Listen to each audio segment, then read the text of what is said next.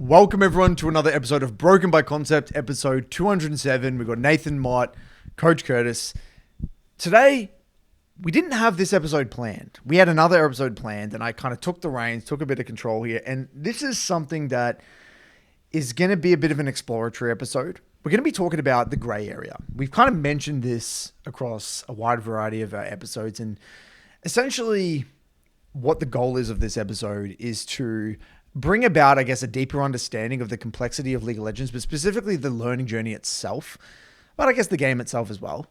And I guess to try and, I guess, bridge the gap between the challenges we face as coaches and also the challenges you guys are going to face in your own journey as players. So I guess personally, the gray area, why this is such a challenge to us for coaches and even players as well, is that we always want a nice rule of thumb to follow. Yeah. Like you'll get a VOD here. It's like, what do I do here?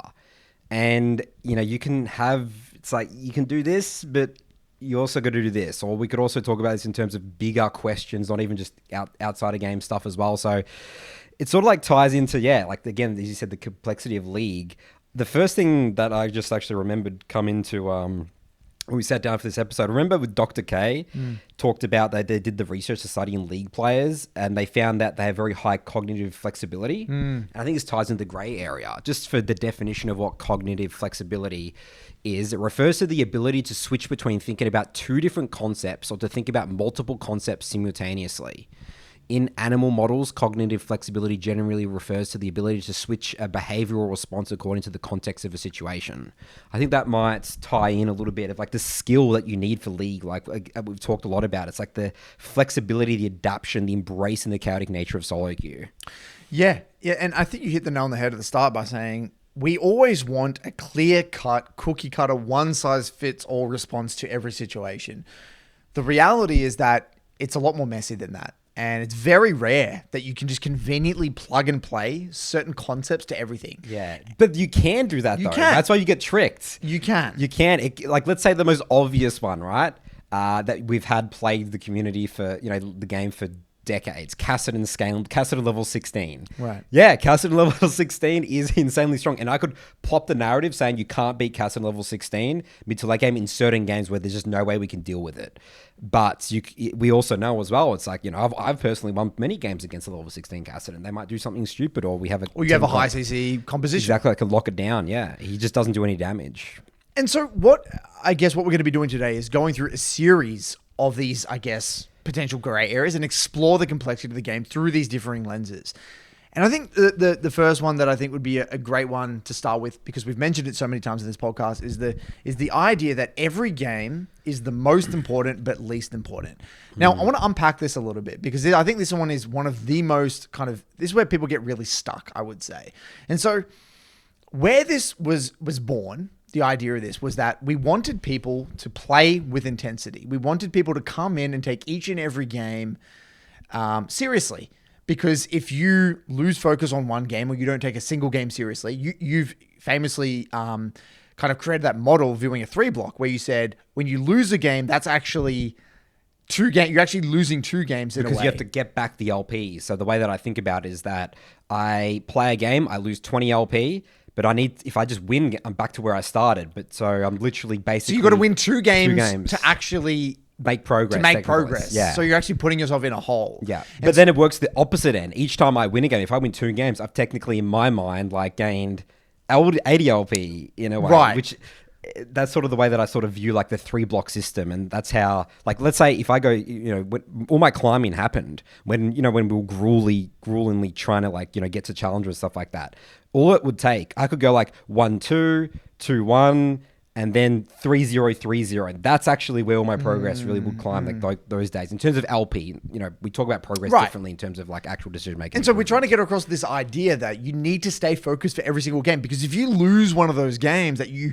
theoretically should win, yes. It was an easy so win. Important. That's going to massively dictate your ability. I mean, it's going to just influence your ability to climb. But at the same time, that game is also the least important because you're going to play thousands and thousands of games across your ranked journey, right? And it's only just one drop in the ocean and you can't overemphasize that one game. So if you come in with every game thinking, this is it, do or die, game 5 of World Finals, you're gonna potentially be anxious. You're going to overemphasize the result of that game, but you don't want to underemphasize it because then you may not have the appropriate levels of intensity and focus. And that's what it is. It's just getting people to play with intensity and, just not slacking, especially when you're ahead. Those games you should win. Let's close out the game properly. Let's get Baron instead of trying to end the Nexus at 20 minutes. Let's properly get Baron, get 2-3 inhibs. That has just been such a powerful mindset for getting those wins. And I want to explain the challenges, though, I've faced getting across this, right? So I'm going to just speak from my learnings as a coach and my screw-ups, right? Earlier on in my YouTube days, one of the massive messages that I tried to, get across was the idea of intensity, but even just like dominating your opponent, kind of this mentality of just, a lot, I used to love that like whole framework. Yeah. And I think the reason I fell in love with that idea of dominating your opponent is because it really gave someone to gave people to latch onto this idea of like, I'm going to really go in there and I'm going to attack. I'm going to be aggressive. I'm going to really be intensely kind of focused in this game. But what I found is that people are having a lot of negative experiences with this mentality because they're saying, well, I'm coming in, I'm losing. I've had this expectation that I'm going to dominate my opponent. I've had these grandiose ideas that I'm going to, come in and pop off and do all this stuff. And then when I lose, I go from this extreme high or, adrenaline high to then I'm in the pits of despair right now. Yeah. And that's that difference between being up here to going down here is versus like a stabilized doing your job. Yeah. Which sort of still can net you too. It looks like dominating your opponent. Yeah, but in a much more kind of indirect or just kind of following the steps way. Was the mindset more like in-game you wanted people to focus on? Or was it like the whole pitch, like out of game? I need to figure out how to dominate my opponent. Or was it just purely in-game? I think it was a bit of both. I think it was a multifaceted approach whereby I wanted people to really attack the game. So from an intensity perspective, I wanted people to actively develop the skill of, taking their lanes more seriously. But I think I also wanted people to be like, okay, well, I'm taking a bad trade here in lane. Why is that the case? I guess be curious about why you're not, if you're not taking good trades, why is that not the case? But again, it came with a lot of mental baggage, I think, for a lot of people. So I think, I evolved that to, okay, we want to play in 3 blocks. We want to play with intensity, but you don't want to play with too much intensity. And so when I'm listening to clients talk to me in my coaching sessions, I'll pay close attention to that. Do I feel as though they're making a mountain out of a molehill?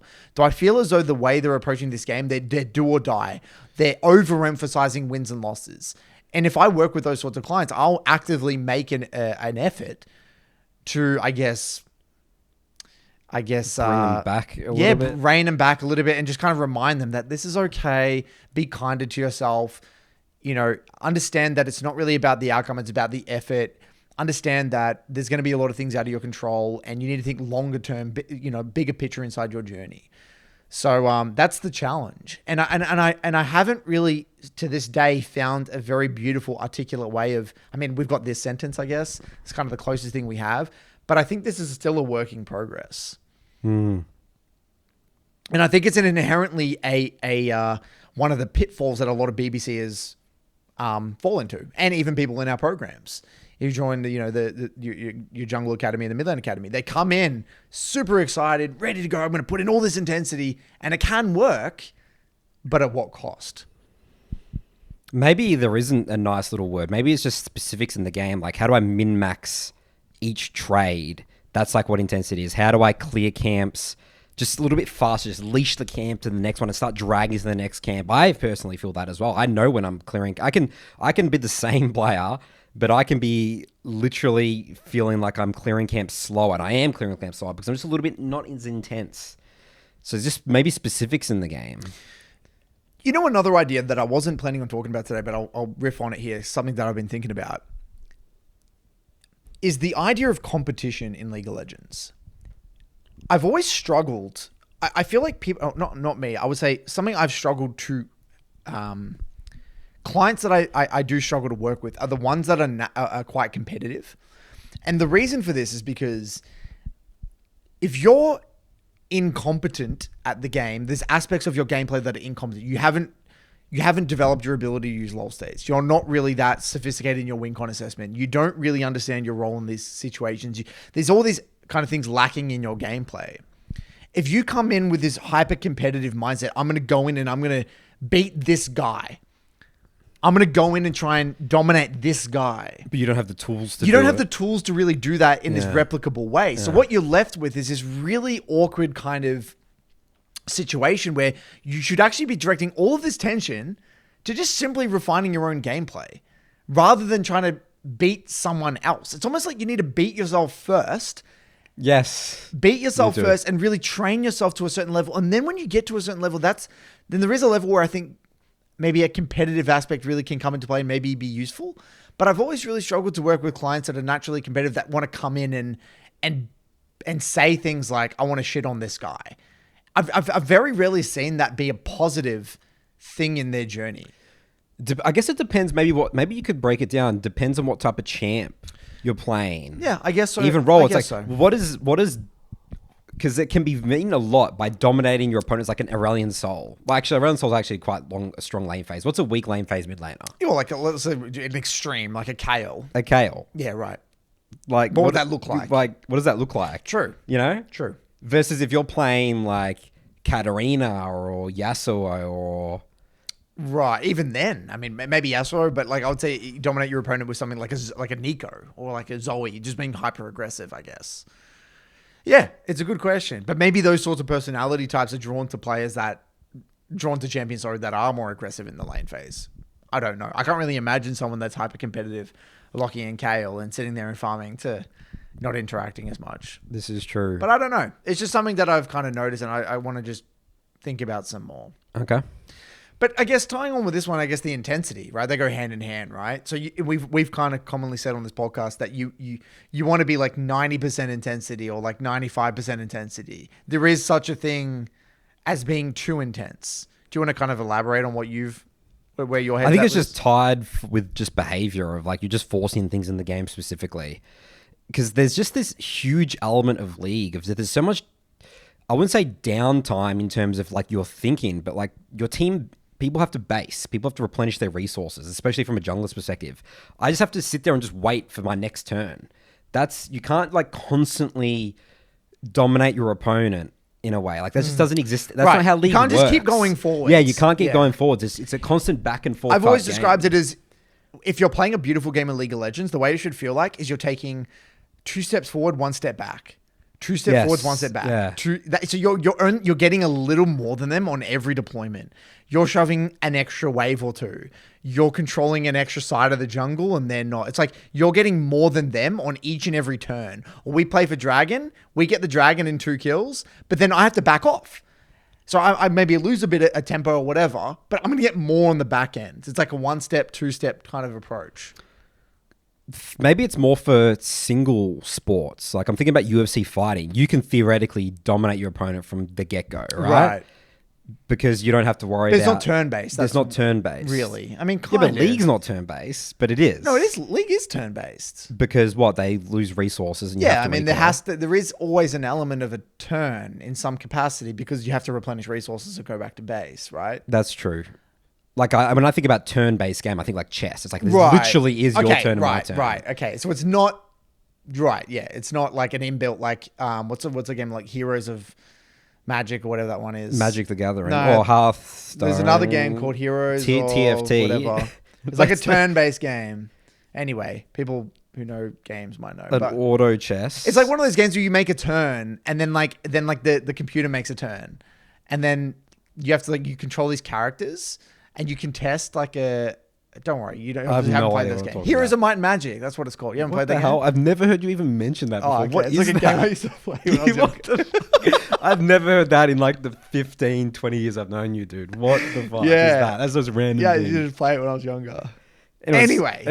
I get what you mean. What were we getting at here again? What you can't just dominate your opponent. That's just not how League works. Yeah, right. So I think that word just is so... Yeah, it doesn't mean anything to me. It generally doesn't even mean anything to me at this point. Like dominating opponents is not just like I just have to do my job and min-max every aspect of my game. Everything has to be clean. Everything has to be perfect. But that doesn't necessarily look like you're dominating. No, it doesn't. Exactly right. But your scoreline at the end could look like it, but like I could break down every single decision and I could show them their opportunities that they could have done things to me. Yeah. It's not like I can just constantly push. It's not like there's no counterplay. It's Yeah, very, there's no it's very counterplay. rare in League that there's no counterplay. There's Correct. always another play, a creative play that someone could do. Yeah, well, there's 9 people in the game, right? So, Yeah. and again, people have to base and replenish resources and item spikes. It's just so complicated. Power spikes, everything. You know, when you were kind of talking about that, I was also thinking about you need to want to win, but you can't want to win so badly that it's kind of disrupting your ability to just remain coherent and present. So, you know, when we think about, you know, I guess the best players we've worked with, they all really want to win, right? They all really want to win and they all really want to get better. But they also... you know, they want the truth. They want to know how did I contribute to this game? So there is a level of just a real eagerness, Hatred of losing. but you can't even go too far. You can't even have, I didn't even like that word hatred of losing because I think that can also taint your journey, right? If you hate losing that much, you're scared of losing. I think Kobe Bryant talks about that. Where you can't be scared to lose, but you can't have all your joy coming from winning. Yeah. You got to just be level-headed. You just got to be, okay, Problem solving mindset, curiosity, problem solving. Yeah, exactly right. And that's another gray area. So you can't have one or the other. You can't be too heavily weighted to either way. Now that you mentioned the word curiosity, okay, I want to go down this rabbit hole, Nathan. We encourage curiosity on this podcast. Curiosity in terms of how you're contributing to a game, curiosity win conditions, curiosity items. We do. Everything. Yep. So let's take a common one that we get. Itemization. Curiosity about itemization. Yeah. Explain to me where's your header in relation to the gray area in relation to itemization, Nathan? Well, items and item builds. Let's loop in items and runes and that whole thing. Builds with trying to find and executing the optimal thing of your champion is incredibly beneficial. I mean, it flat out, if you're building the wrong second, third item, it's going to have probably pretty significant significant impact on your gameplay and what you can do in a game.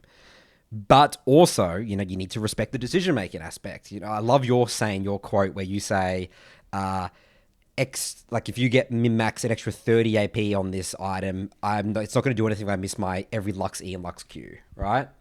So there's again that gray area of items are great, they're important, but you can execute so poorly in League of Legends, miss all your abilities where it's just not going to matter anyway. And you can think about that all the time, but there's so many clients that I've worked with that they know more about items for me and builds and stuff, but you know, we try to match it with the gameplay and their focus, everything's all over the place. This is a huge challenge, Nathan. It is. It's a massive challenge. Once again, because it is true. Like there is people that climb with a really insane build. Like what was the static Shiv LeBlanc thing? Like, that was out of control, right? Yeah. Probably people worth maybe elo inflated from that item for some time, but so it does exist. We can't say it doesn't exist. Items and it has an impact. It has a huge impact. But I think, and I think the way I view it is that like we want people to be conscious or at least thinking about their intention with their runes and builds. I want someone to think, okay, I'm building this item. What does this mean for me? How am I meant to play around this item? It's like, okay, I've got Archangel's first item versus Luden's first item or something like that. Or I'm going a Stridebreaker first item versus a Bork first item. Like this is going to change massively what I can and can't do or what I should or how I should be thinking in terms of what my character does. Vice versa with runes. If I have First Strike versus Electrocute, that should change massively what my mindset is in the lane. But there becomes a point where it's like we're getting to the point of diminishing returns. Yeah. It's like, okay, whether you go the attack speed shard or the adaptive force, whether you go, the ability has to adapt, or whether it's like, do you like last stand or cut down or something like that? And it's like, well, guys, look at your, cool. I get it. Thumbs up. I respect that. And I don't want to stifle your curiosity. But at the same time, is this really why you're in gold 3?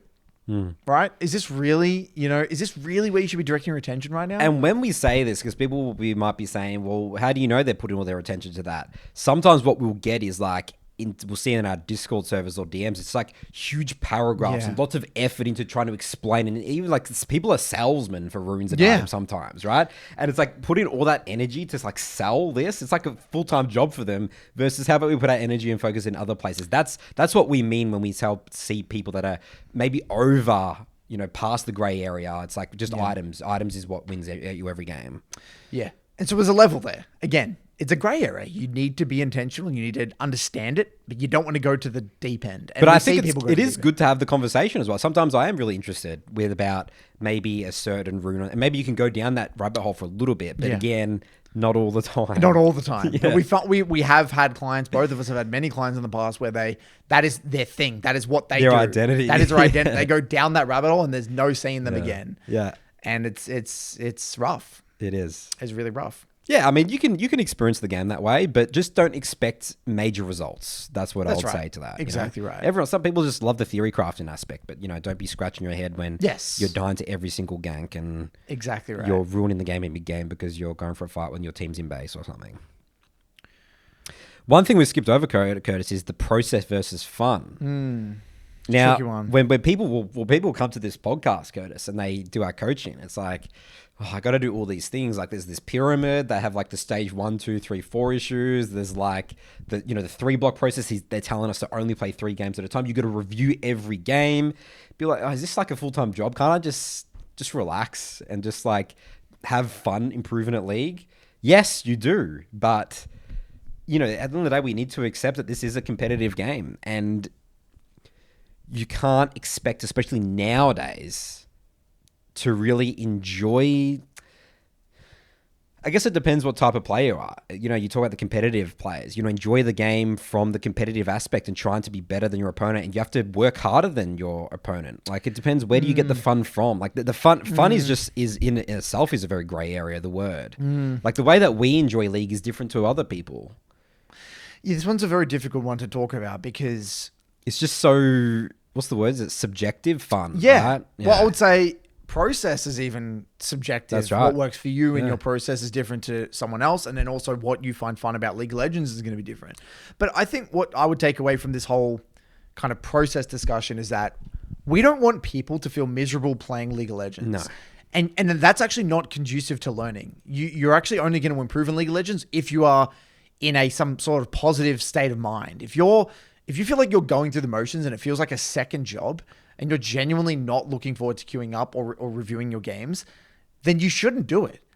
It's kind of like if you're, it's kind of like the equivalent of like when we're kids, right? And your parents say, lock you in your room, like you got to go study this. Yes. And you really, really don't want to do it. Yeah. It's just going to go straight over your head, right? You'll do it. It's like that. It's actually what leads to the fake process. The fake process begins when you start to lose that curiosity and you start to lose the enjoyment of the process. So this is why I think we do encourage discipline. We do encourage having a process and having some sort of like structured approach. Yeah.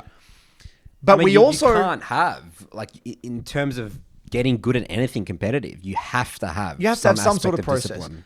But we also encourage, I guess, self-awareness and just sometimes you might need to make some adjustments to your process. Maybe, just maybe, you might want to go for a few days, being like, okay, screw it. You know what? I'm actually sick of reviewing right now. I really don't want to do it. I'm going to take 2 or 3 days off of it. I just want to play. And you just do that because that's what you feel like doing. Just play 10 games a day or whatever. Just get it out of your system and do it. Like we want you guys to do what you feel is best in your journey. And if that's what you feel like you need, then go for it. I don't want you guys to blindly follow what we say all the time when it comes to this sort of thing. Otherwise, you're going to be miserable, and that's not going to help anyone. Especially when it comes to champions as well. About sticking to one. Like some people just really struggle with that. Or small champ pool. They just want to play all different champs, or let's say they want a champ pool cycle every 2 weeks or whatever. Yeah. So I guess there is just an element of just like, again, there isn't just like a neat. You just follow these 10 steps, you do what we say, you play these champs, you do this, and you get... And you're going to have progress, and you're going to have amazing fun. I always feel like it's putting you in the right direction, right? It's good, it's forward momentum, but you got to adjust. It's a grey area. It's a grey area. It's a huge grey area. This is the episode, the grey area. All right, next one here, draft. Counter picks. People love counter picks, Curtis. Yeah, so, okay. Draft is something that so this is my current hypothesis. I guess it's like draft versus champ mastery, right? Well, Is it the okay, battle? well, I would say we talk about the significance of, there's two ideas, right, Nathan? The first idea is champ mastery. You have your champ pool, you play your champs, and you have been a massive advocate, but specifically you've been a massive advocate of playing hard games with your champion. You famously with your Rek'Sai, playing miserable games with your Rek'Sai, and that's how you became such a great Rek'Sai player, because you played these terrible Rek'Sai games where you had to get creative and figure out solutions. I had to get a Galio review today. It was not an easy game, and we were able to pinpoint these were the key creative moments that you missed that you would win this game.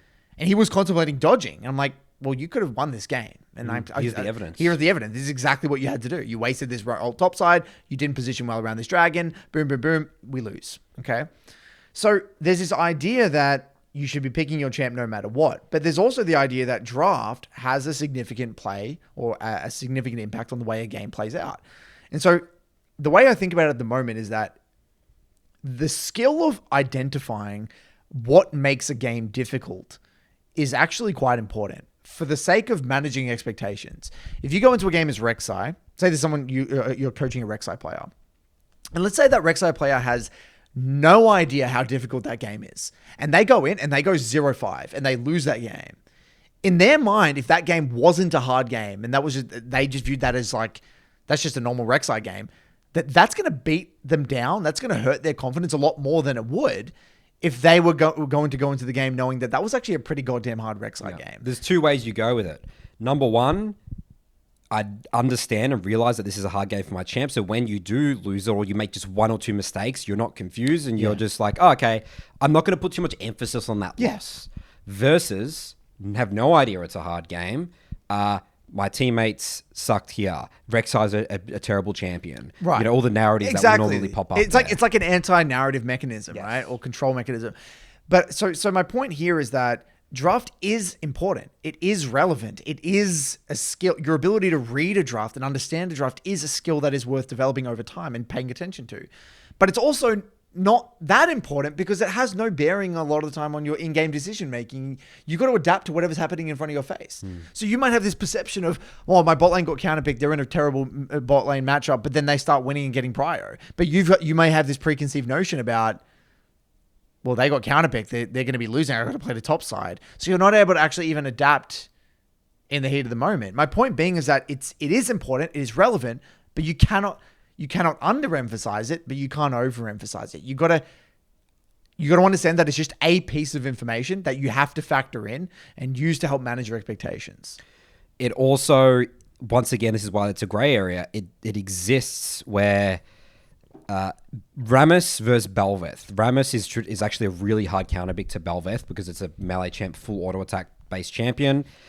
But if the Bel'Veth has got 100 games versus the Rammus is first time picking that, the Bel'Veth is actually favored to still do really well and probably out jungle that Rammus. That exists.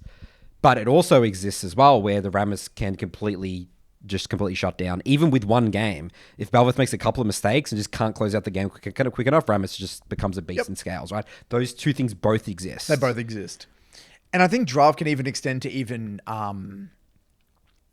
things such as like autofilled. Who's auto, like, so okay, so this is going to get controversial, right? So the conversation of my jungler's autofilled versus whatever, right? The whole idea of, okay, is it valuable to know if your team is even autofilled? Let's say after the game, right?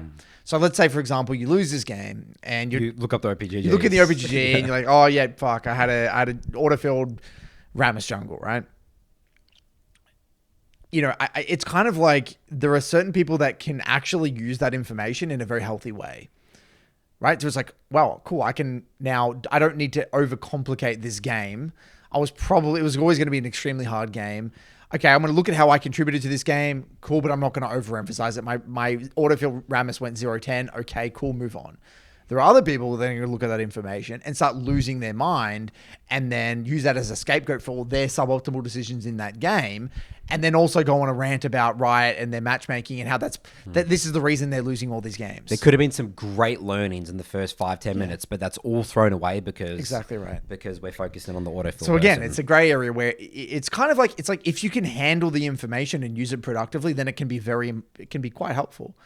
Conversely, it can be your worst enemy and can literally send you down the wrong path. Same thing with chat. There are certain people that cannot be trusted with chat on. Right? Absolutely, 100%. And there are other people that are great at using chat. Same with pings. Yeah, I always say with chat, so the argument is that I need chat to be able to communicate specifically in like the mid-game, like lane assignments and stuff like that. But let's say I've seen this person for 3 moments of the game. He's typed blaming teammates or telling them what they should have done, which has now affected their mental stack. And maybe they're in the mindset where they don't want to let that player win the game anymore. Does that outweigh? Let's just do really logically, like getting your team emotional for the first 10 minutes of the game. Does that outweigh that one time you can type in that lane assignment, right? So let's just get, again, gray area. It's not black and white with like whether chat, you just disable chat or turn it on, you know? You know, just a bit of an off topic, but I've noticed a really common phenomenon in my coaching nowadays where laners, or mid laners in this case, are spam pinging their team. It's like subconscious. So something goes wrong, right? They lose control and they just either do question mark ping on someone or they vision ping them or whatever. It's typically the jungler. So they die, right? And so... So this is what I typically see, right? Yeah. Everything's all good. They're chilling, whatever. They're playing late, and then they die to a gank, and then they go to their jungler, and they will like question mark ping or whatever. Yeah. And then what I said today with the client was, I said, I mean, let's just look at just what happened. That your jungler had barely any time to know that the jungler was going to come gank. Yeah. There's not really many opportunities. It wasn't obvious. Yeah. Your jungler had a lot of gold in his inventory and was trying to plan on recalling here. Poor guy had a game plan. It made sense. And he's just now getting spam pinged. I'm like, dude, you're just pissing this guy off. You're probably filling him with anxiety. You're drastically reducing the chances of winning this game. Because that jungler might be like, okay, fuck this guy. I'm going to play less focus and I don't want that person to win because they're an arsehole. Yep. That is a genuine thought that most players do 100%. When they get pinged. And so I think like but it's people are not even aware of it. Like they will send VODs to me. Wow. And they just forget. They forget, don't they? It's just like subconscious. It's like a subconscious inbuilt response. They're like, oh yeah, I've just lost control here. Sorry. But this is crazy to me that like you can just lose control and spamming someone. You know what I see in reviews actually? I can hear the tone in their voice because they realize the VOD they bring and they see the things and like, oh shit, Nathan's going to see what I did here. And I see it in their voice and they get embarrassed. By the way. Yeah. That happens quite a bit. Yeah. So again, it's kind of, I guess, tying down the rabbit hole of pings, and it's a skill and it's a gray area in the sense that, you know, should you be trusted to use it? But again, they're impactful. They're not, it's okay. Using pings well. Is it the difference between you winning and climbing? Potentially not. Is it objectively helpful? Yes. So it's both, right? It's both. It's in the middle there. Not black and white. Not black and white at all. All right, so we happy with the draft, counter picking, hard game, easy game. Yep. End of review mistakes. So this is identifying that, yes, minutes 6, you baited your team to a dragon, you had no prior mid, whatever, you lost the dragon, you got your team killed. That's an end of review mistake. Is the game over? No. You're probably still going to have many opportunities. I mean, the game might be very difficult to win and maybe you're still going to lose. It might be over.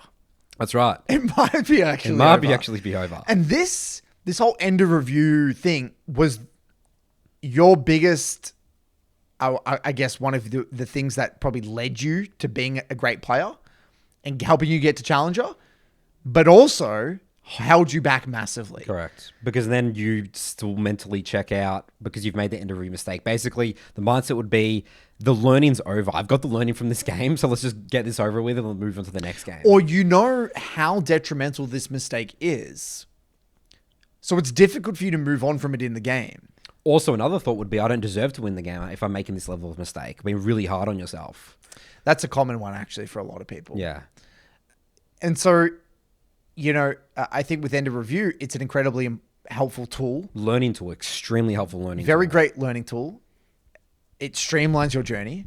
It simplifies your journey. But at the same time, it can also tarnish your learning journey massively because it stifles curiosity.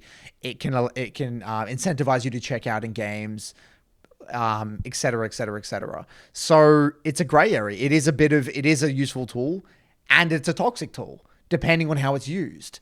So it's kind of one of those things that, when people say to you, Nathan, End of Review is toxic, blah, blah, blah. It's like, yeah, but it's hard to even rebuttal that.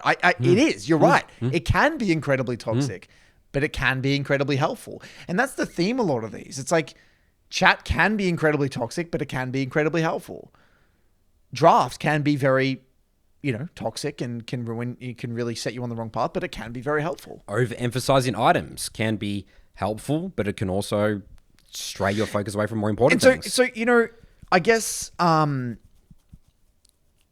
a higher level here, something that I'm noticing is that, and I think this is, I'm just going to say straight up what I do as a coach. This is kind of something I've accepted. We have spoken about this, of letting people hit rock bottom, kind of, in many of these areas. So I will work with a client and you may give them, let's say you work with a client and you introduce the end of review technique to them and they're using it and they're actually getting success. At some point, they probably will capitulate and it will probably lead them down a bad journey. They will mental boom, whatever. But because they've had that experience, they can actually come out the other side using the tool properly. That's exactly what happened with me. So you go from zero, basically go to 100 and then go to 0 and then you calibrate. And I've noticed this with so many aspects of the game, whether it be even in-game. Like, okay, I want you to really see what your champion's like when you play super fast and aggressive. And like, okay, there's some cool things there, but you actually just lose the game for your team because you're dying to ganks. Now I want you to go to the extreme of playing super conservative, just play to your key spikes, super basic, miss opportunities, see what that feels like. But that's not optimal. So there's that middle ground in regards to nearly every aspect of League of Legends that I feel like is only achievable through going to the extreme and failing. You famously, that's how you make your champion guides. Yep. If you start a new champion from scratch, you do exactly that. You Yep. go to the extreme, take every fight you possibly can. Slow it all the way down. And then you slow it all the way down. And then Yep. you start to figure out your limits. I guess it's limit testing in a way, isn't it? Yeah, it is. Testing the top end of the limit and the bottom end of the limit and then finding that middle ground. Exactly right. And it's painful. And so what we're saying here is that when it comes to all of these gray areas, the only way to calibrate and find what works for you in regards to each and every one of these things is to fail, and fail bravely, fail boldly, and not lose your mind in the process. And this is what our biggest fear is, and what we see with clients is that they try these things, they fail, but then what are they? Oh, that's it, I'm moving on. This game's not for me. Yeah. Well, maybe that is the case. Maybe League isn't for you. But maybe it's just that you had a bad experience with this specific thing. You're in a bit of a hole. You will come out the other side eventually, as long as you can just stay in the fight. Staying in the fight is half the game with League of Legends. It is. It really is. Over the long run. Massive aspect of Champ Master. You talk about the 70 plus game mark, the 100 game mark, where it's just miserable with a champion. Yeah. And you need to get to the other side. There's just so many exactly aspects of that. All right, next one here. We had early game mistakes are important, but don't over tilt. That's sort of end of review. I had remembered one here. I want to talk about reference points. Reference points. Okay, so I'll use an example here. Let's say I'm playing, I don't know, Ari. And let's say I'm coming in, I've got this game plan, right? Let's say I know what I got to do. I'm playing Ari into an Akali. And I've got like this really clean, I know what I'm going to do. I know this lane. I'm going to stack these waves. I'm going to bully. I'm going to slow build, blah, blah, blah, blah. And then like something happens. Maybe like, your jungler invades or the Yasuo, the Akali that you're doing does something really unorthodox. You got to be willing to adapt. You can't, reference points are really, really important and they're great to follow and these game plans and lane plans, whatever, but you also got to be willing to just adapt to whatever's in front of your face. So a lot of the time it's like, well, Curtis, what do you do here? Do you play for your jungler or do you do what's good for you? And that's where you got to get specific. There is no cookie cutter situation. It depends. Sometimes I am willing to screw my lane to move to a play because I know that the value that I'm going to get from that play is better than what I would get from staying mid. Vice versa. Sometimes I would tell my jungler to go piss off and I'm going to stay mid and let them die because I know that staying mid would be better. So there isn't anything that I can say that you're going to be able to apply to all of your games. As much as you want that as much as I want that to be the case. Yeah. And so those details matter. But at the same time, reference points do matter. Reference points is what's going to, I guess, give you success over the long run, consistency of games. So it's like those details, it's like the reference points are important, but it's not the only thing that's important. The adaptability to whatever's happening in your games is also equally important. That's sort of what the word implies, don't you think? Anyway, it's a reference. Sure. It's not like, when you have... It's not a rule. Yeah, it's not a rule. Yeah. That's different. So I think that's why we call it reference point. It's like, this is something for you to think about. It's not the be all and end all. Otherwise, it's just too rigid. Yeah, they're not rules. Exactly right. Yeah. I don't think we really... Is there anything in League that you do say is a rule? I mean, you have rules, I guess, turning off chat. Yeah, I do have blanket 3 rules. blocks. My blanket rule I say is the mute all. But these are like outside of game things would be more so rules, right? That's like outside game process. What would be specific in-game rules? Okay. Okay. I've got one that is very, I would say like 98% of the time. That's I got mine. So it's pretty close to a rule. Is never siege tier 3s without Baron. Cool. Oh, jeez. Cool. Like that is a real, like if you're if you're in a game and you're sieging tier 3s without Baron, I'm talking like pre, 25 minutes type thing. Yeah. Like if you're sieging tier 3s pre 25 minutes without Baron, it's not going to, there's probably, again, 98% of the time, something better that you could be doing in that game. That's correct. It's very, very, very, very rare that you would be doing that. You could go reset and go to the next lane. You could go, invade their camps. Set up the Dick's objective, play for tempo. Like that's really good. That's a really good one. That is pretty much close to a rule. Close to, I mean, I basically say it is a rule. Yeah. For me, it is a rule in like my programs because I think it's the situations where you would find yourself in where you do siege without Baron in those scenarios is so rare that it essentially is a rule. So a common one is people like to throw around the jungle one a lot is be at an objective like 30 seconds beforehand. But that's never a rule because if you're really far ahead, you don't really have to. You can just brute force it whenever you want. But when you're behind, the time you even might need to be a minute before to get that pick, right? So that can't be a rule. I have specific ones against like I do like a Shaco ward. That's a rule. I have a specific one there. Yep. The Nathan Mott ward, which you run straight out of base and ward your red side against hook supports on the blue side of the map. So you instantly always ward the jungle for the invade. What else would I have? Yeah, none of ours. I've got another one, which is never stay in lane with no mana as a mage. Yes. It's a rule. You're just useless. You're useless. You're literally a minion. That's what I say. You're a minion.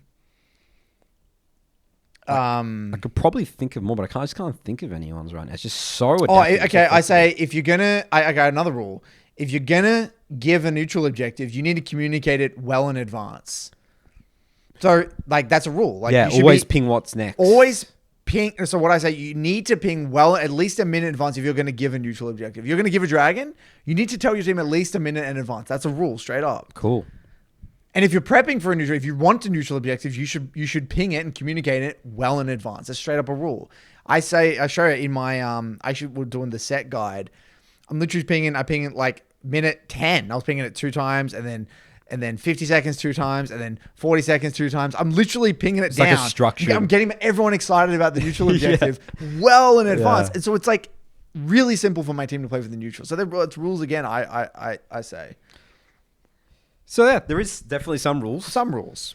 But most of the time it's, that's like probably 5% of the game we've probably listed. Yeah, nothing. Yeah. Even probably in the less than grand about scheme 1%. Very rare. That leads me on to actually a good one here is the number advantages fights versus disadvantage fights. A lot of my clients really struggle with this. You can win numbers disadvantage fights if you have ultimate advantage, vision advantage, a good angle, range. How many times can people listen to this podcast think about they killed the enemy jungler, right?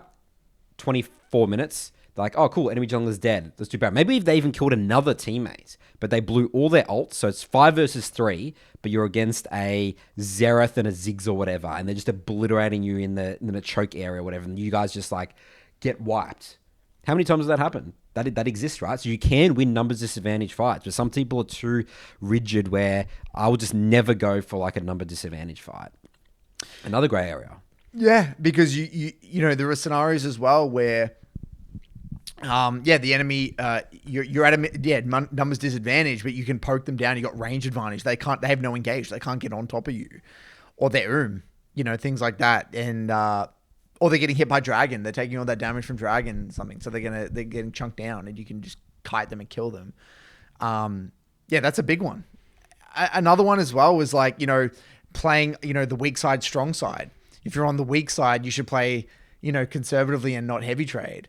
Well, there are probably going to be scenarios where the jungler can't kill you, or you're maybe even in a 2v1 scenario. You could actually 2v1, or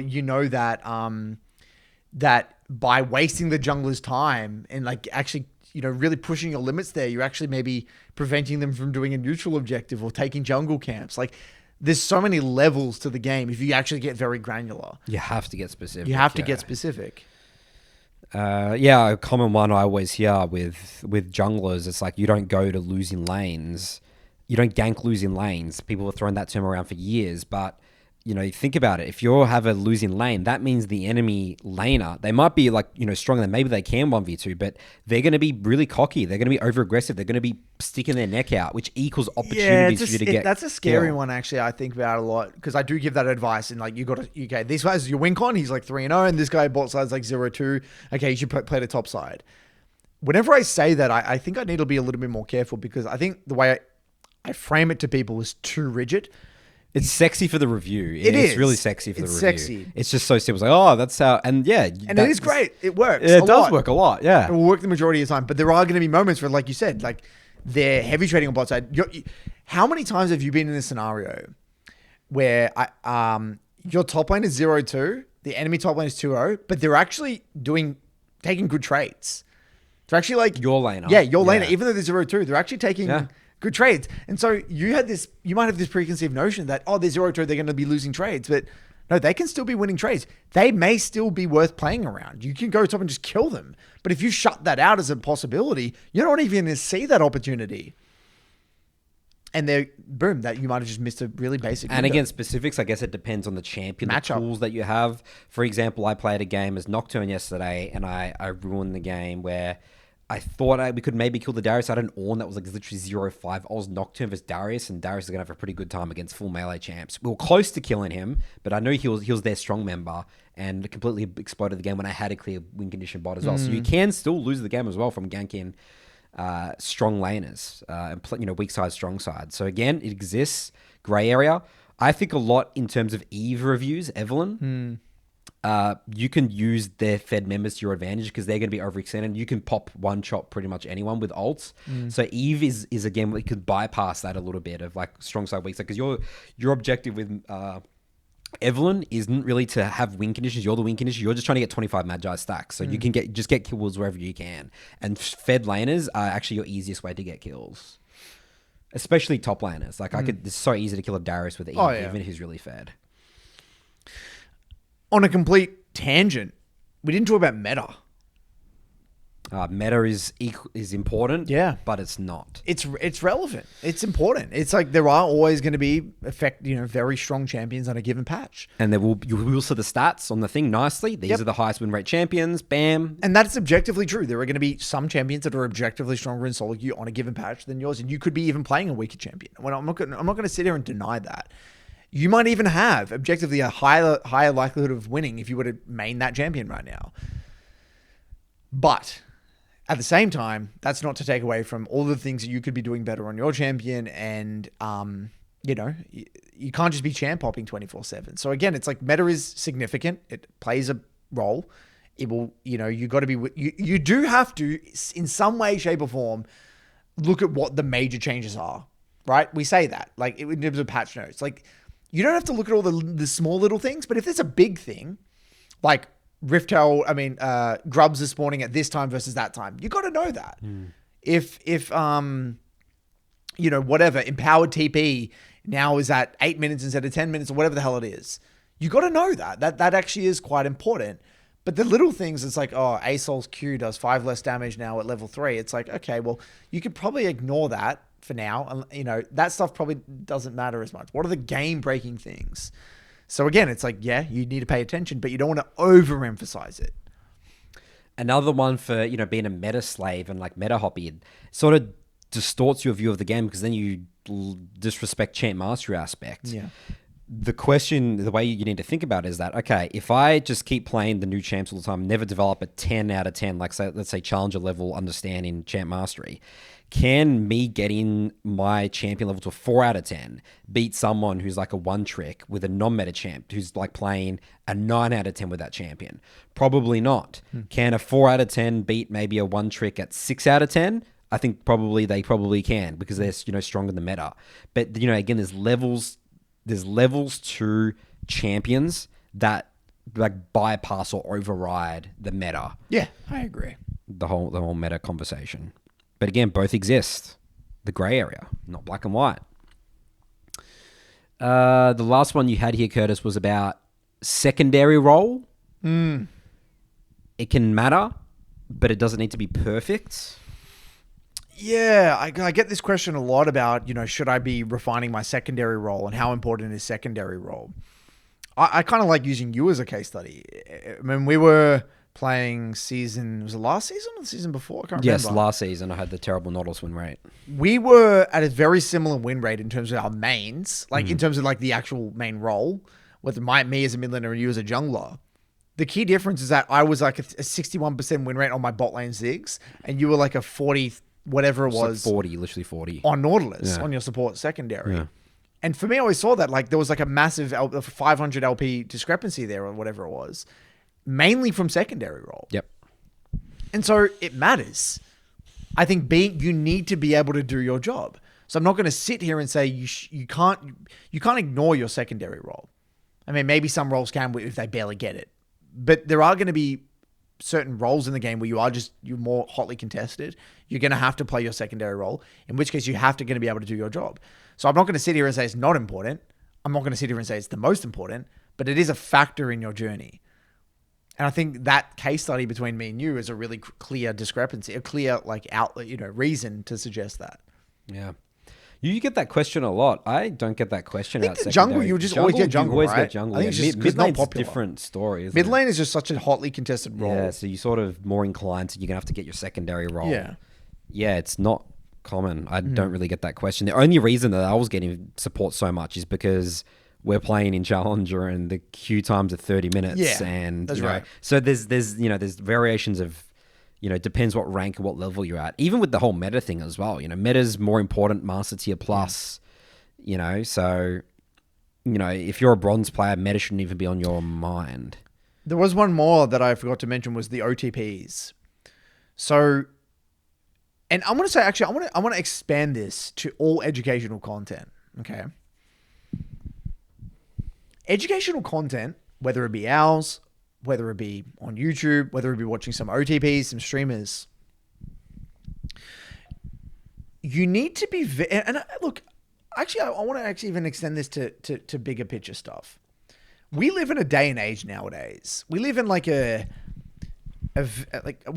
content age. It's the information age. I mean, there's so much information just shoved down your throat 24/7. Eat this, drink this, do this. Everyone's telling you what to do or what not to do. League will be like, the top 5 champions you need to play on this patch. Right, you got Skill Cap saying this, you got Coach Cupcake saying that, and you got, all these different coaches, all these different educators, and that extends even to, real life stuff, right? Spend your money, invest your money in there, invest your money there. The skill of, I guess, the new age nowadays is you need to be able to you can't follow anyone blindly, and not even us. I don't want anyone here who listens to this podcast be like, these guys got it. They know it. Everything The they say. Bible, the Broken by Concept Bible. We're not. Yeah, we shouldn't treat us like the Bible. We have our own perception and take. We're going to be right about some things. We may not be right about other things, and it's your job to try and piece together your own belief system and what you believe to be true and what works for you. You might actually resonate with some other people's perspective on the game, or you might be in a phase of your journey where you're like, you know what, I actually just want to watch this OTP. I'm learning a lot from him. But you might go on that arc. It's like, okay, I'm going to learn a lot from PZ Zhang and study him for like 3 months. And yeah, I'm sick of him now. I feel like I'm at a dead end. I want to look at someone else. The point that I'm trying to make here is that you need to be very... Everyone has something to say, and you can learn something from anyone, but no one is 100% right. Right? No one has the whole thing solved. Everything, Yeah. You know. But you got to account for experience. Some people get pretty close. Yes, of course. Yes, you got to account for experience. Speaking from us, we've been doing this for quite a while. Whatever, I get that, and that's fact. You got to factor that in as well. How experienced is that person? My point is that everyone has something to say, and I think that the skill of being able to, like, I guess, detect bullshit is more important now than ever. Your ability to be like, well, how much, why is this guy saying this? What experience does he have to suggest this? What's his background? What's he actually, that whole process is so important. So I guess this is not really in the topic of the gray area, but I guess it is, because what I'm trying to get across is that no one person has every single answer. No one person is wrong about everything. I hear some people, some content creators, I'm not going to say names, but I'm like, oh, I can see that they've got this one thing right.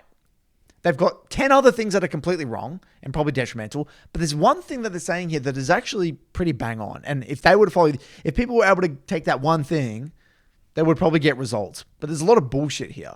So, but where it's confusing is that you might hear that one thing and like, oh yeah, that's actually really right. I get that. Great. That's cool. But then all these other things are wrong. So your ability and I think in this day and age, and I think for all of us in our lives, we need to really try to pick and choose. No one's all right. No one's all wrong. And just find what works for you. Even let's say you said that none of the other things would be wrong, but I think there probably would have to be some sort of truth maybe there's some sort of truth. I wouldn't say that just it's very rare that it's flat out, right? Yeah. I mean, they can sometimes be flat out wrong, but more often than not, it's kind of like, it's probably not the best way to teach that or something. Yeah. It's like that TikTok episode. Remember when we did the TikTok advice? Yeah. And it's like we found that a lot of the TikToks, it's like, yeah, we could sort of see that, but there's a bit more to it than just that. Yeah. Again, it is. I think it ties exactly into this episode, the grey area. You got to figure it out. And, leagues have really complicated the game. Yeah. Moving on. Yep. That's our major topic for today. Let's now jump into our Skool community post of the week. You can join our Skool community in the link in the YouTube description. Broken by Concept is our channel if you listen on Spotify or Apple Podcasts.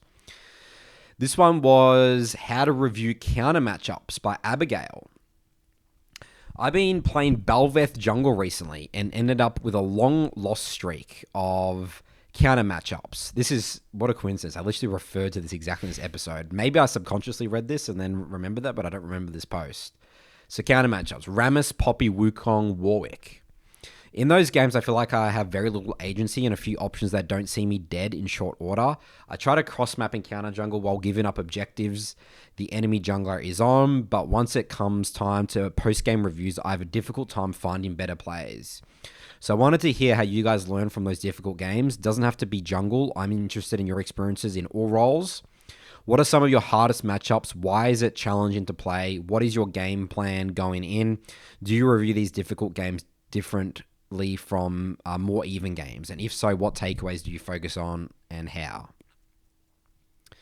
So how about we answer this first here, Curtis? I mean, we've already covered a lot in this episode. I think this actually really ties into the grey area and just the importance of getting specifics, right? Do you review these difficult games differently from more even games? Yes. Yeah. You do. Again, you emphasize it's a bit more of a harder game, so you don't maybe, we're going to really try and problem solve. How am I going to get back into this game as a 1-3 Belveth? Well, it's not that you review differently. It's the mindset Yeah. you adopt is different. That's Like, you're still looking at problems and solutions at the end of the day. You're still looking to see what you could have done. but I guess you're not like, how would you describe it? How's your mindset different, Nathan, when you review these games? Is that you're not beating yourself up too much. You're not holding yourself to too high of a standard. You're not getting too nitty gritty. Like how is it for you? I always just use the word understanding. I just understand what's going on, which allows me to clarity, and I can like make peace with the game. That's really the way I view it. Interesting. I don't like to be confused about things. Confusion leads to anger. Yeah, you're right. I mean, that's where most tilt comes from. It's like, I don't know what to do. Therefore, I get, yes. That's where the narratives as well come from. Yeah, I would say for me personally, if I'm in a very hard game, I try to really, like Nathan said, understand why is it hard? Like specifically, like what led to this game being where it's at? And, okay, this is where you're going to have to employ some common sense here. Okay. I don't know what rank, what did you say? What rank is that? Or not? No. Okay. So let's, I'm going to paint a picture here. Okay. Again, let's get into the gray area.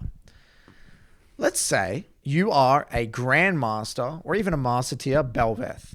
One trick OTB Belveth. You played Belveth for a long time and there was a hard game.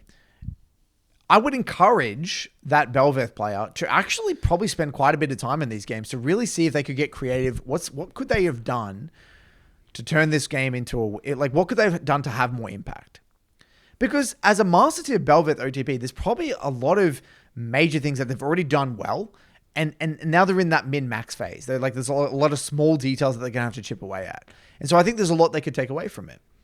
Vice versa, if this was a Gold 4 Belveth, who was in a very hard Belveth game, I'm not really going to min-max the smallest little details because there are probably bigger fish to fry. You're probably still making, pretty significant mistakes, even in the games that are easy, let alone the games that are hard. This is more prevalent in jungle because the matchup, you're not versing them all the time. Yeah. You can just constantly trade. Yeah. I think that counter matchups in jungle is very different from lane. Lane, you're like stuck with them and you're going to lose power. I think it's different in every lane. I think it's different to mid than it is to top, by the way. Very different. And that's what you've noticed learning top. Learning top, a counter matchup top matters a lot more than it matters mid. Because I guess you just can just wave clear at a certain point. Yeah, in mid, you can't. I never feel like in mid if I get countered. It's very rare. Like the counter pick has to be extreme, and it typically has to also be a counter pick in the jungle as well. Like it has to be like a very bad multiple chance mid jungle 2v2 for it to feel really bad. Yeah. But in top, it can honestly just be one. The one counter pick, and that can be huge. It's like the classic narrative. Everyone says that top lane's an island. It's like, yeah, so I guess it is. It can be really, the really, gray area really brutal. again. Yeah. So that, am I right? Like my take on the whole, like that's my intuition about the whole Belveth in Goal 4 versus Master. Yeah, again, specifically for jungle, that's where I was Right. getting at that. It's like, okay, as a jungler, there's no reason to be thinking about the matchup when I bet you I could review this game and there is like many end of review ganks that have got nothing that's to what do I with mean. Rammus. There's right? probably 20%ers there already. Absolutely, 100%, right? So it just doesn't impact as much in, that's the way that you review it more so from a jungle perspective is that it's the mid-game fights where you're misplaying, you're going into the taunt with the Rammus or the Warwick or you're fighting the Warwick for no reason, but you can just really just avoid. So jungle's really different counter matchups and stuff like that. I mean, for a laner, Curtis, the question is how to review counter matchups. I mean, the easiest thing is just go on YouTube and just go type the matchup up, right? It exists, right? Well, again, I can't. Is that not The good more advice? that I've played top, the more I've just realized counter matchups just manifests so differently in mid lane because I feel like there's so many tools to minimize in mid lane. Okay, for starters, the lane is way shorter. Yeah. Because the lane is shorter, that has two massive effects. Number one, resetting is way easier without losing as much. Like you can take a bad reset and you're not going to lose that much comparatively than with top. If you have a bad reset in top, holy moly, like Because you why? lose the whole lane. Because people can cover mid easier. People can cover mid, Like the jungler can go cover it, but top you could just lose plates. and also nothing can do. you're less pressure. You feel the enemy feel even if you're in a good matchup as mid, right? You feel guilty freezing in mid a lot of the time. Yeah, that's because right. you want to have prior Yeah, to impact yeah, the map. yeah. Like it's very rare that a mid laner has an extended freeze in mid lane, but you can genuinely have an extended freeze in top lane, and then kill them and freeze again, and kill them. You can do like crazy shit to get up like 3 levels, like just like that. But in mid, it's like that doesn't really happen. It's like, okay, say they freeze, worst case scenario, and kill you. It's very, very rare that they're going to like shove, you're going to deny, and you're not going to have TP. And usually your jungler can swing by as well, or your support. I can't even remember the last time in a game where like, or even I've reviewed where like your mid lane got frozen on. This is like end of review. It's just so easy to fix. So easy to fix. Yeah.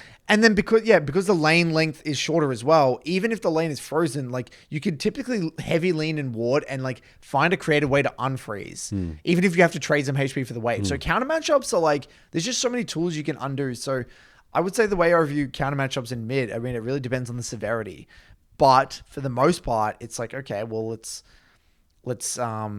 again, it would depend on the rank. Again, depends on rank, depends on role. It depends on rank and depends on role. Yeah. The type of champions you play. So what did the community say out of interest? So we've got Saren here. So I play top lane, which is probably the worst lane for counters. What did he say? What are some of your hardest matchups? Let's take Jax, for instance, since I used to one-trick him. Some extremely difficult matchups are Quinn and Kennen. Yeah, again, top, this is going to make sense. Range top lane counter picks that have been around for a long time.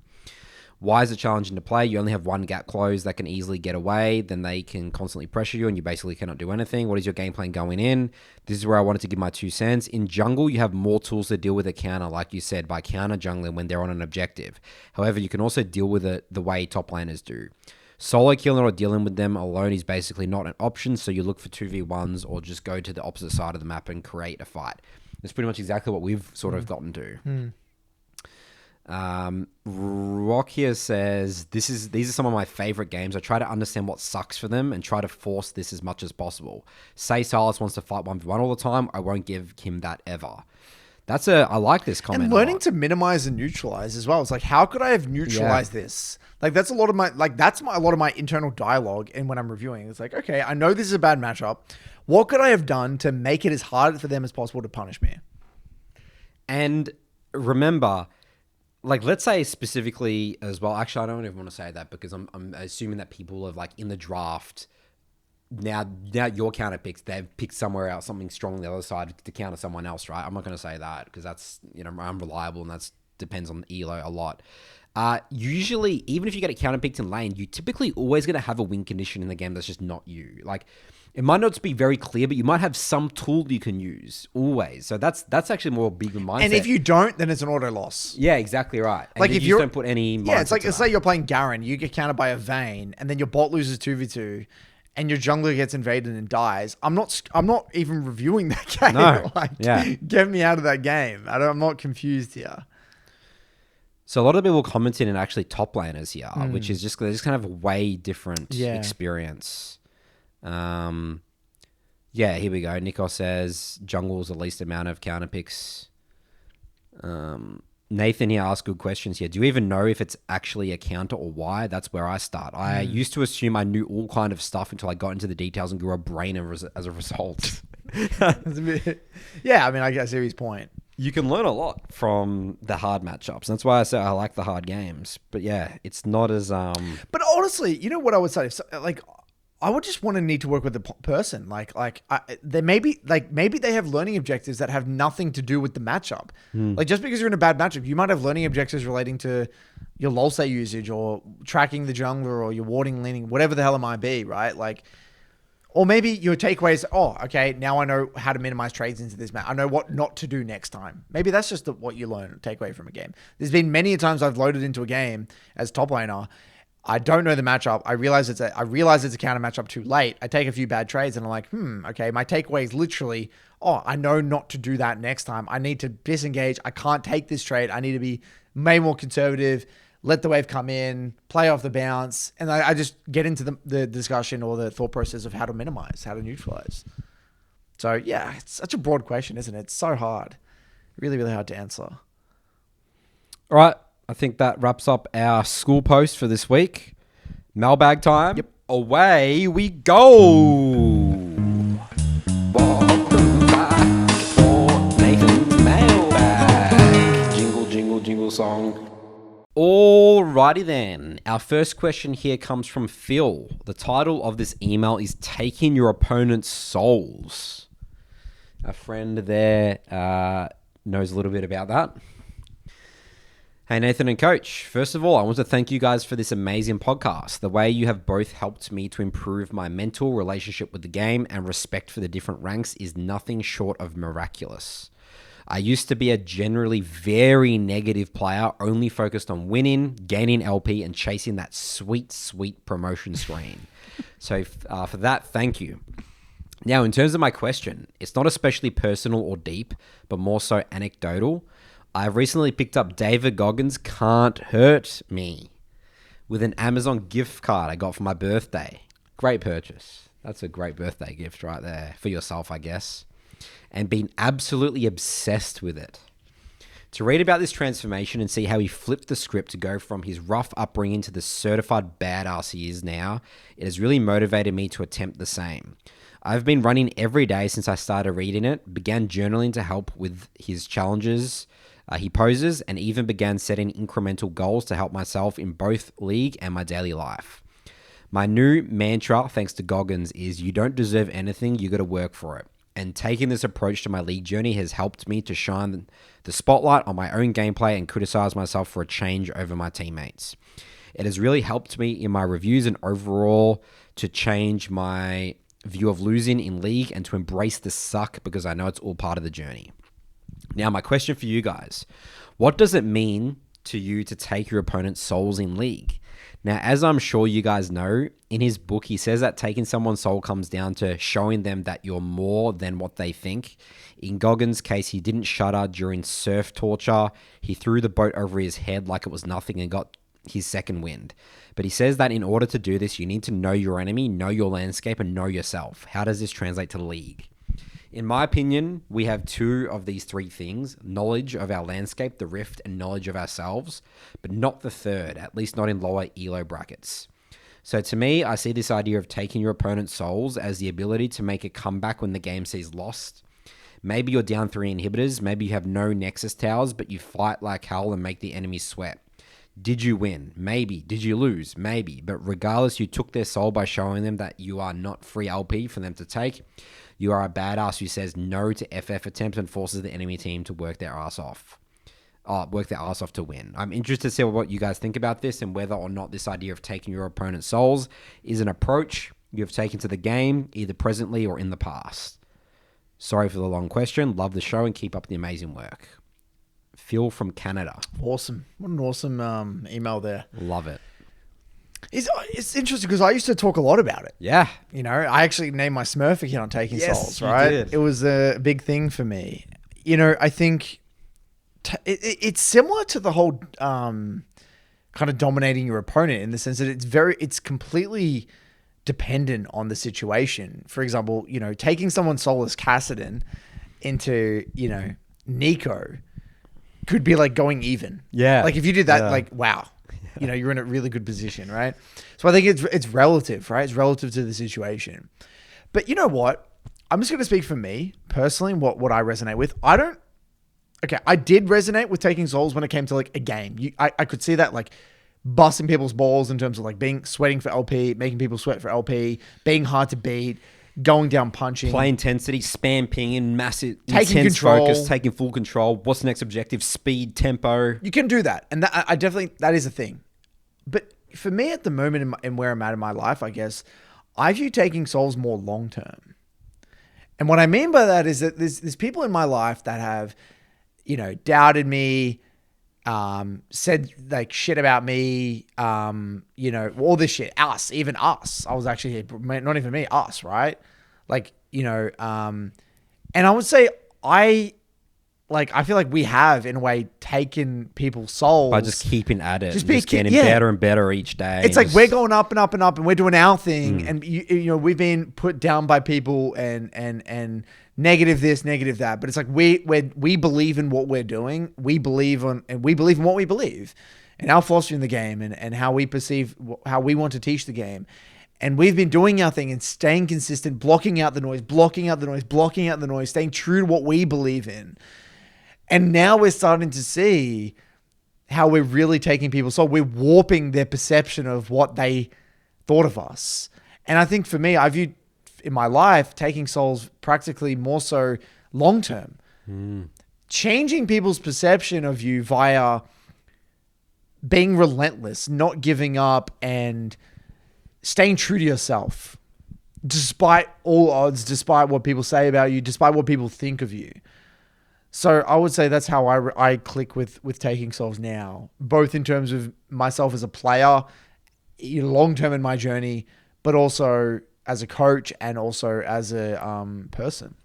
That's such a better response than what I was going to have, Curtis. I was just going to get specific game things, Right. but that's awesome. I think that's, I guess like as you get, I guess more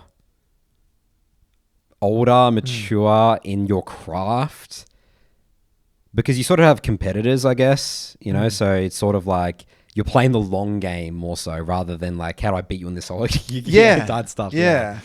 Like, I don't really resonate as much. I'll be honest, I don't really... That was when you were a young competitor. When I was younger... Whippersnapper, yeah. Yeah, when I was younger, I definitely would resonate with like, I'm going to shit on this guy and I'm going to take his soul in game, whatever. I get that. And I think that's cool. And I definitely think there's a place for that in time. I feel like with where I'm at and where we're at, I don't think we kind of think as like that as much anymore. And it's more about us versus ourselves. And then, but also, just like showing people showing people what we can do in the long run with time and with dedication, with discipline and belief. I think that's for me, the Taking Souls. It's like, look at where we both were 7 years ago and look at where we are now. That's the whole Taking Souls thing for me. It's so funny when we say like young whippersnapper, we're like 28 years old. That approach, I feel like, is like 60. You sound like a 60-year-old Curtis. Yeah, it's not very, I guess it doesn't make sense for our age. But we've been through the ringer of esports and this industry and League of Legends for the last 10 years. So we've grown up. I felt we've grown up pretty damn fast. We've had to evolve quick, think of our feet, because it's a pretty competitive, brutal space, right? I'm just going to talk about just specifics in game things. You mentioned the Cassidon. The small wins is my version of Taking Souls, and this is probably going to more so apply the higher elo you get, but the tiny advantages is, again, it's not just to kill. I'm just there to like pressure, so just sweep an area of the map, and I'm forcing the enemy team to come there, and I'm just going to the other side of the map and do something. Like these tiny little details I obsess over. Not so much now because I'm not playing in Challenger anymore, but in the past more so, when I was really climbing to Challenger, the Taking Souls mindset I think helped a lot for me. But again, it's just like the small things. Just the way that I play the game, it's very unsexy. Right. So I sort of had to like trick myself that I'm doing like insane things. But I am. I'm doing lots of hidden things that no one can see. I would say the Taking Souls equivalent of this in mid lane a lot of the time is actually, it's all the small micro things. Like, it's like I hit my skill shot, I dodge their skill shot, and you do that 3 times in a row, you've taken someone's soul. They can't actually mentally bounce back from that a lot of the time. That's what I found, especially when I verse if I verse a master player on my main mid champs, and a lot of the time what I find is that I'm landing all my abilities. I'm landing all my abilities on them. I'm dodging all their abilities. That happens a few times in a row. And then I actually feel them check out, or I feel them take a more defensive approach where it's like, well, I can't even hit this guy, so why am I even casting my ability? They kind of back off and retreat and withdraw, and they kind of just become very defensive. And I just run over the lane at that point. It's almost like they've given up. They know I'm better than them, so they can't win. And I've been on the receiving end of that, where I've actually felt myself withdraw. I remember, again, I've spoken many times with Eminez. It's like, Eminez, when he came to Oz, it's like, well... He just beat you down. And he beat me down. It's like demoralizing. It's like, I can't beat... He's better than me, and I'm not... Nothing I do, I can't beat this guy. Like, I'm not in that... He's a level above. Yeah. He's better than me mechanically, and that demoralizes you. He took my soul for sure at that period of time. So I guess in mid lane, that's kind of for me when I think of that, that's kind of what I think of. More for jungle is specifically games where I get an early lead. I'll take their soul by playing pure discipline, like those games where I just give them 0 options. They can't, the opponent jungler can't gank anything. I'm just there every single time. I can read every single gank they're going to do. They can't ever walk into an objective. They can't even get into their jungle, taking all their camps on spawn. And not giving them any options, not doing that stupid, siege in tier 3 base or whatever. We're ending the game properly. Get inhibitor. Don't try and kill the Nexus towers. Let's go do Baron. Beautiful resets. That's the Taken Souls for a jungle perspective. objective focus, and you got Dragon Soul and you've got every Herald or 6 Grubs or whatever it is, and Baron. But you got to think about what it means to you. Yeah. I don't think there is a definition for League. It's you. What resonates with you, man? All right, our next question here comes from Henning. The title of his email is Realness of Stage 4. Hey guys, my name is Henning and just wanted to talk about the realness of Stage 4 issues. For people that don't know Stage 4 issues, these are things we have called the BBC Pyramid. Stage 4 is the bottom of the pyramid. Sleep, things outside a game, narratives, things that are going to be affecting your gameplay. Relationship with the game, all that sort of stuff. I love the podcast and most of the stuff you guys teach, and have started in the small way with reviewing my games, although I have not started playing in 3-game blocks just yet. My lovely grandma died 2 weeks ago. This was extremely unexpected and it hit me and my family like a truck. Although we were all grieving, I continued to play at the evenings after I put my kids to sleep. Well, I played so shit, to be honest. In no time, I went from low platinum 4 to gold 4. Every game I messed up basic stuff, blaming my teammates, not to them, but outload, and just continued playing the game after game, losing one after the other. After the funeral, I still had problems with grieving, and talked to a therapist and made me look at death in another way. This basically made me change the way to look at life and also made me able to focus again on the rift. This made me really understand what you guys have been talking about on the podcast with the stages and how important it is to be okay mentally, not just on the rift, but in real life also. After the talk with the therapist, I've been able to focus back and got back to plat pretty fast and still continuing to climb. If you are interested, here's my OPGG, and look back 9 days from now, I started with the Mordekaiser game. I hope this helps someone that is struggling in real life to start fixing your mental issues, because it really helps to have as little mental stuff with you when we play on the Rift. Again, great podcast, peace and love from Norway. So it looks like they're Emerald 4 currently. Well, first of all, my condolences. That's terrible. No one wants to lose their grandparents. I think a lot of us in our journey have these times where you're just unaware. You're just unaware of how these stage 4 elements are affecting your play. And again, it's, I guess, in the same vein of what we've covered today, you kind of don't know what you don't know. You don't know how bad it is until you fail pretty badly. And it's like, holy shit, I've just lost 400 LP. In hindsight, it's obvious. In hindsight, I kind of knew what was going wrong, but in hindsight, I know what went wrong, but in the heat of the moment during that whole sequence, I was largely unaware. And I think that happens with a lot of us with a lot of stage 4 things, whether it be you spam games, or maybe you're in a really bad mood, or you're really physically unfit and you're not sleeping well, and you don't realize that it's affecting you in that moment. But it's also as well, the other side of things is like, a lot of the time it's you don't know any better. So you've always dealt with that stage 4 issue. A lot of us, I guess, acclimate to our stage 4 issues. It's like, well, I've never really exercised. I've never really ate well. I've never really slept well. That's kind of my level of play. But it's almost as if like there is a whole nother level that you haven't even tapped into because you're yet to experience that. So I think that stage 4 is so complicated because it's not as...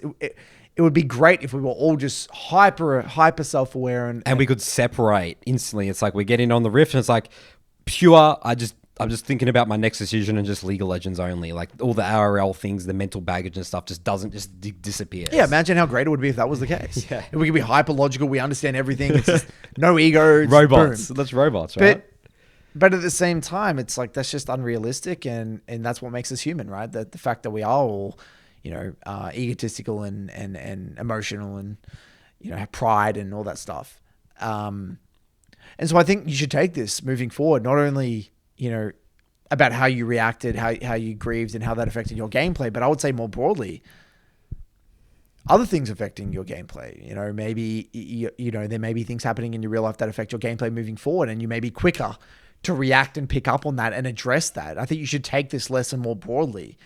yes, was obviously a very unfortunate kind of specific event, but take this as a lesson moving forward to even other aspects of your life. Even though league is an important hobby from the sounds of things in this email, maybe there's stage 4 things impacting you in other endeavors of your life as well. Maybe there are stage 4 things impacting your relationships. Maybe there are stage 4 things affecting how you perform at work in your career, or how you, how you're being a father figure to your kids. I think we all have stage 4 issues in relating to many things. And I think you can take this lesson more broadly to other areas of your life as well. And it all starts with being just a little bit reflective and also self-aware, trying to develop that self-awareness. This whole experience has also been a great learning experience. The toolkits that the therapist gave, it's cool to know that you can build a toolkit around this and then apply it and get results. So the talked about here, the therapist gave the different way of viewing death and able to implement that and started getting better results on the Rift and sort of, let go and stuff, not just specifically this one, but just understanding that you can create psychological toolkits and stuff to deal with your stage 4 issues. Once you go through the exercise, I think that's really cool. This is been a great exercise for them. It's what else exists? What other psychological tools that I could use in my life to help me perform better? And these are the most basic things for league guys that we deal with, like tilt. What's the toolkit that I build when I lose 6 games in a row? What's the toolkit that I build when, certain narratives starting to pop up around champ pool, or, maybe a specific one we talk about. Really practical advice is mental block with a champion. Just ban it. That's that's as simple as it is. It is theoretically a toolkit. Yeah. Yes. So I think that's a really good exercise to go for dealing with stage 4 issues, is building. You don't just ignore them, right? They're always going to be there. You have to fix them, and building some form of toolkit helps that a lot. And I appreciate you writing in for being so, open and honest and vulnerable, because that's part of it's one of the hardest parts of it, really, is just being open and honest with yourself. So we appreciate that. All right. Well, that's going to wrap up our episode today then, everyone. Good work. Let's keep on improving, and we'll see you guys next week.